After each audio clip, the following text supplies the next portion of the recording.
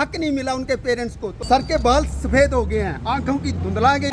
हम उनका विरोध नहीं कर रहे हैं, चाहे स्थायी नियुक्तियां देनी होगी,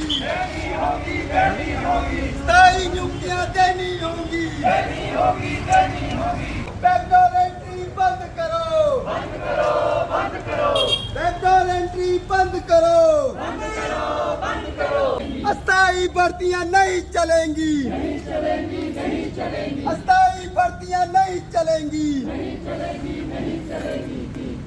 बैचवाइज भर्ती बहाल करो, बहाल करो, बहाल करो। शिक्षित युवा एकता जिंदाबाद, जिंदाबाद, जिंदाबाद। शिक्षित युवा एकता जिंदाबाद, जिंदाबाद, जिंदाबाद। जी सर, क्या मुद्दा है आपका? नमस्कार मैम जी, हम कांगड़ा से, डिस्ट्रिक्ट कांगड़ा के अनएम्प्लॉयमेंट बीओड यूनियन आया हुआ है। हमारा मुद्दा ये है कि जो भी बैकडोर एंट्रियाँ होनी है, 1 ईयर की पॉलिसी और 5 ईयर की पॉलिसी है, जो 10 मंथ के लिए पॉलिसी बहाल की जा रही है। अगर इनको शिक्षकों की कमी लग रही है तो शिक्षकों को बैच वाइज और कमीशन बेस 37 पॉइंट है, लेकिन 37 पॉइंट जो बैच वाइज का आज तक बहाल नहीं हुआ। ये सारे बीएड बेरोजगार इनको देख सकते हैं, इनके सर के बाल सफ़ेद हो गए हैं, आंखों की धुंधला गई है, लेकिन 2000 के बाद इनका नंबर नहीं आया। ऐसा नहीं है कि शिक्षा में भर्तियाँ नहीं हुई, शिक्षा में भर्तियाँ हुई हैं, लेकिन इन्होंने, हम उनका विरोध नहीं कर रहे हैं, चाहे पीटीए हो या पैरा टीचर हो, लेकिन किसी न किसी का हक ले लिया है, चाहे 2015 में हो। अगर इनको ज़रूरत थी कि अगर शिक्षा में कमी थी शिक्षकों की, तो उन्होंने बैच वाइज से क्यों नहीं भरा?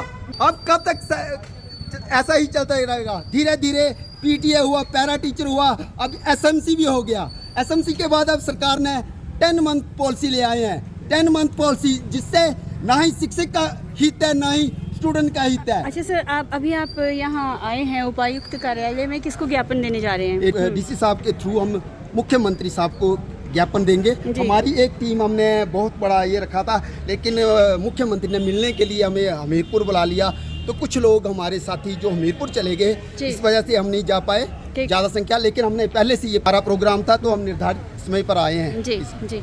तो ये जो कार्यक्रम है आपने ये जो 15 अगस्त से एक दिन जो पहले रखा है, कोई खास वजह है इसकी? 15 अगस्त नहीं, ये देखो ना, तिरंगा है, तिरंगा एक देशभक्ति जगाता है, देशभक्ति एकजुट करती है, और बीएड जो युवा है ये भी एकजुट है, रहना चाहता है। ये माध्यम ये रहा कि हम शांति के साथ हम देश को दिखाना चाहते हैं कि हमारे में देशभक्ति भी है। हम वो जनरेशन है, हम जन जी जनरेशन, जो आज की जनरेशन आ रही है, हमारे ही बेटे हैं, लेकिन उनके बेटों को हक नहीं मिला उनके पेरेंट्स को। तो बच्चे भी हमारे साथ आए हुए हैं, इस कारण आए हुए हैं कि क्यों हक नहीं मिला, इसका पीछे रीजन क्या रहा। हम किसी वर्तमान सरकार के नहीं आ रहा है, हम उन व्यवस्था के खिलाफ हैं जो गलत हुआ है इनके साथ। तो इसके लिए आपको क्या उम्मीद है कि आपको कब तक इसका जो आंसर है वो मिल जाएगा?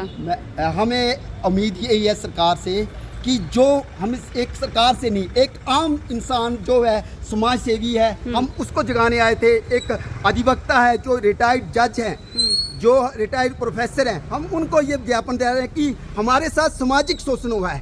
एक तो हमारे साथ ऐसा नहीं होता कि आपने देखा कि सेंटर में शिक्षा व्यवस्था में ऐसा हुआ, नीट का पेपर लीक होता है तो केंद्रीय मंत्री जो एजुकेशन मिनिस्टर को इस्तीफा देना पड़ता है, लेकिन यहाँ पर जो शोषण हुआ इसके बारे में कोई समाज नहीं जानता कि क्यों शोषण हुआ। आज हमारे साथ हमारा सामाजिक शोषण हुआ, इसके साथ साथ आर्थिक शोषण हुआ। हर बंदे का डिजायर होता है मैम, कोई ना कोई डिजायर होता है कि आगे पढ़ लिख के पेरेंट्स जो हार्ड अर्न मनी लगाते हैं ना अपने बच्चों के लिए कि कुछ करें। हमारे पेरेंट्स ने भी सोचा, किसी ने ज़मीन गिरवी करके हमारे बच्चों को पढ़ाया कि बीएड करके कोई टीचर बनेगा। हमारे हाथों में कलम होनी चाहिए, आज कलम के जगह हमने ये तख्तियाँ पकड़ ली हैं। सर इन तख्तियों से ना अब एक मैसेज ये भी जा रहा है कि अगर आगे जो बच्चे हैं जो इस तरह के ये कोर्सेज करना चाहते हैं तो वो ना करें। मैं यही तो कह रहा हूँ, मैं व्यवस्था के खिलाफ कह रहा हूँ कि अगर बीएड कॉलेजों को, जेबीटी कॉलेजों को ये खोलने की अनुमति दे सकते हैं, ये नीतियाँ ये बना सकते हैं, तो वहाँ से निकले हुए जो प्रोडक्शन है, वहाँ पे निकले हुए जो शिक्षक हैं, उनके लिए रोजगार कौन मुहैया करेगा? 100% नहीं हो सकता, 25% भी हो तो, लेकिन सरकारी होना चाहिए। क्या 2000 से आज तक इनकी नियुक्तियाँ नहीं हो पाई? इसके पीछे रीजन क्या है? ये सभी को सोचने का है, ये आपको भी सोचने का जरूर है। मैं मीडिया से कहना चाहता हूँ कि आप सोचिए, ये हमारी एक फोटो खींचने के लिए नहीं है, हमारे दिल की व्यथा को आज कैमरे में कैद करिए। धन्यवाद।